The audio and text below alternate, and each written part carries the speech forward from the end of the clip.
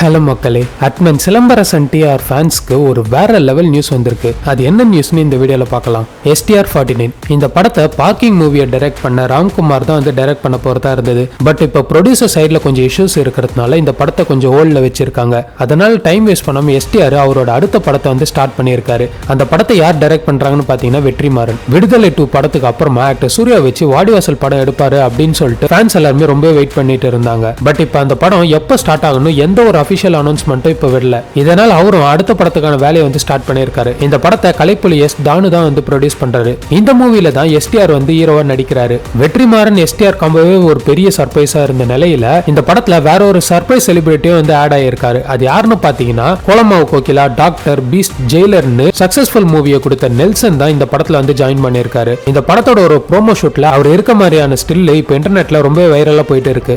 இது மட்டும் இல்லாம ஒரு சிலர் என்ன சொல்றாங்கன்னு பாத்தீங்கன்னா வெற்றிமாறன், சிம்பு, நெல்சன் இணையற இந்த படம் வடசென்னையை பேஸ் பண்ணி இருக்கும் அப்படின்ற மாதிரி சொல்றாங்க. அந்த வகையில வடசென்னை சினிமேட்டிக் யூனிவர்ஸ் மாதிரியான ஒரு கதைக்களத்தை வெற்றிமாறன் கொண்டு வராருன்னு பொறுத்து இருந்தா பார்க்கணும். அப்படி வடசென்னை பிரான்சைஸ்ல STR வந்தா உங்களுக்கு பிடிக்குமான்னு கீழே கமெண்ட் பண்ணுங்க. இந்த வீடியோ பிடிச்சிருந்தா மறக்காம லைக் பண்ணுங்க. அண்ட் உங்களோட வெறித்தனமான STR ஃபேன்ஸ்க்கு இந்த வீடியோ ஷேர் பண்ணுங்க.